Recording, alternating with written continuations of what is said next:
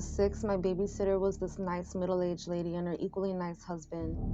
My twin brother and I were at their house in the summer and we hung out with the couple's 2 grandkids, another boy and girl sibling set of similar ages. This was literally my happy place. This lady had the best movie collection for a 6-year-old. It is where I saw The Last Unicorn for the first time, as well as The Little Mermaid, The Great Mouse Detective, The First Land Before Time, and The Brave Little Toaster. And her husband was a phenomenal cook by a kid's standard. Every day was chicken nuggets and pizza day. They had kid-sized four-wheelers, a pool, a huge kids' playhouse, and a jungle gym set up in the backyard, and they put on the best fireworks show the county has seen in years. 6-year-old me was the happiest girl on the freaking planet. They were some of the wealthiest people in our area too. I had no idea how. Neither one of them worked, so I had no idea how the money came from, but I didn't care. One day, midsummer, the 2 boys were being typical boys and the little girls and I thought they were being mean. In reality, the boys wanted to play war or something, but the girls wanted to play wedding or something similarly stupid. Whatever it was, we decided to go pick flowers that grew on the edge of the forest. We thought it was baby's breath, but it was really just poison hemlock. So we're walking along the edge of this dense forest in the middle of Banjo County in southern Ohio. This was in the 90s, so we weren't worried about stranger danger because we were just so far out in the country. The adults did worry about wildlife from time to time because the next county over had bears and mountain lions, but us 6-year-olds were fearless. We ended up walking onto the neighbor's property, picking these flowers when we found a break in the tree line. It was a well-worn path leading into the woods. For whatever reason, we were dumb, and she and I decided to ditch our flowers and take the path into the woods and see what it led to. The path itself was unremarkable, well-worn but unmaintained, as there were tree roots leading up to the path in places. We came upon a little tree root and we were both a little confused about it because we were told there were no creeks in our area, yet here was a bridge. It wasn't particularly an old bridge either, but the creek bed under it was dry as a bone. Weird. We kept going because why not, I guess. I'm not sure how far we walked beyond the bridge, but we ended up in a clearing with stones all around in a circle. The clearing was big enough that there was a gap in the trees that allowed the sunlight in. In the middle of the circle was a giant stone well. It was big enough that there were stairs built in the damn wall and a huge spiral. My little friend was mesmerized by the well. She grabbed a rock and tossed it in. We never heard it hit the bottom. As we were searching for more rocks to throw in, I was rooting around the bush around the bigger stones and actually looked at the big ones. These weren't normal stones. I was a smart cookie already reading at a 3rd grade level, so I could read the stones. There were names and dates cut into the stone. There was a damn graveyard in the middle of the woods. Far away from our adults, I remember getting chills realizing this. Moments later, my little friend got really quiet and suddenly poked me. She pointed to the edge of a clearing on the other side of the well. Thankfully not the side we entered the graveyard, or my little heart would have exploded, I think. She was pointing at a dark shape standing just outside the woods facing us. We both stood up very slowly and stood at this dark shape. At some point, the little girl took my hand and tried to get me to leave, but I couldn't move. The fear was paralyzing. It didn't move till the clouds covered the sun, and our bright and biting clearing became slightly shadowy. Then the shape moved. It was a large adult-shaped size wearing dark robes with a hood over its face. We were stupid kids, but we weren't that stupid. We both turned tail and ran as fast as our little legs allowed.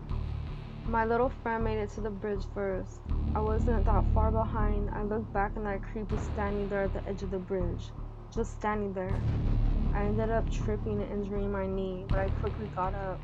We burst out of the trees like our hair was on fire, screaming and crying, and made a beeline and ran for the girl's grandparents' house. Her grandfather was in the backyard planning something and came running when he heard us. We were over hysterical and nothing could calm us down. They got us bathed in clean clothes and tried to soothe us. The more they said there was no one in the woods, the more hysterical we became. It took months before we could even go to the back deck again. Everyone thought we made up the story with our overactive hyper imaginations. The adults humored us, but the kids not so much.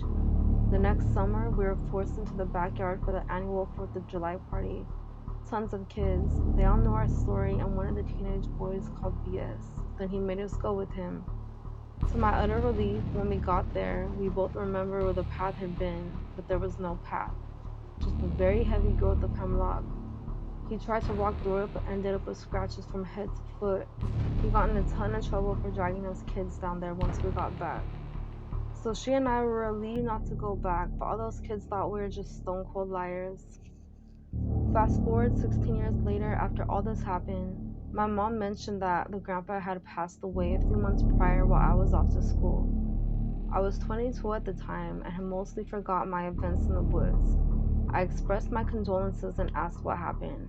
I mean, this guy was a friend of my mom for about 20 plus years.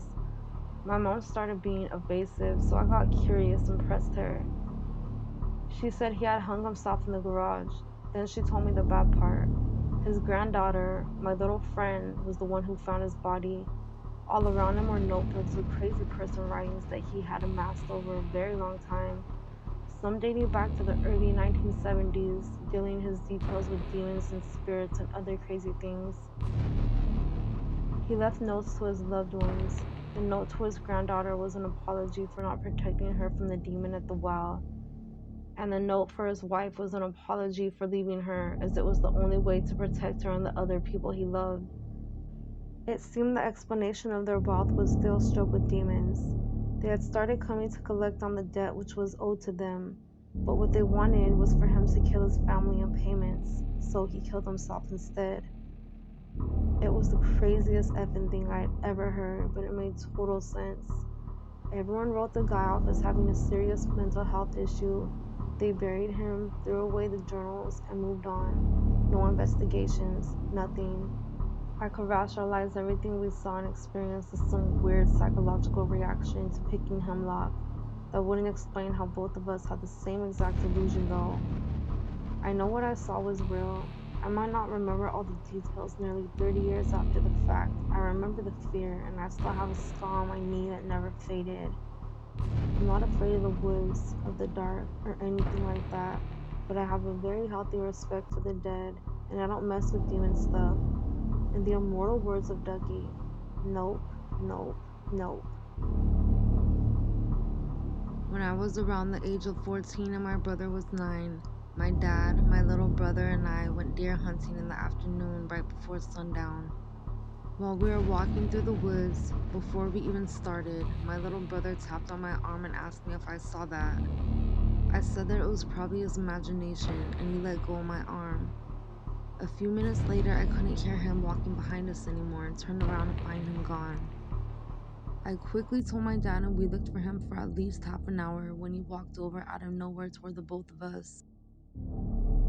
He was covered in mud like he had fallen somewhere. I had asked him where he had gone, and he just stared at me, telling me he couldn't remember and thought that he had never left. He acted normally afterward, just as if nothing had happened. I don't know if this is really scary to anyone else, but it shook my entire family, including myself, quite a bit. I was hiking through the remnants of a remote, long abandoned town and the surrounding area. To get as far into the woods as I was, we had to cross fallen trees over a creek 3 times. I had just crossed the 3rd bridge and was about 5 miles in. Something blue caught my eye just ahead of me. There was a man in his 60s at least, wearing blue satin pajamas, sitting in the tree. The closer I got to him, the louder he laughed. It wasn't a maniacal laugh, but it set off all the alarms in my head nevertheless. He also wasn't wearing any shoes and looked well groomed and cleaned. I gave him a friendly nod as I passed, and he just kept laughing. Then it stopped. I turned and he was gone. There was no branch cracking, plants rustling, nothing. He was just gone. Still rubs me the wrong way. The area I was in was a pretty rough hike, very secluded. Not very many people venture as deep as I was that day. No idea what was going on there. My wife was awoken by a noise outside the tent one night. I said all is well. Next morning, one foothole next to the tent where her head was.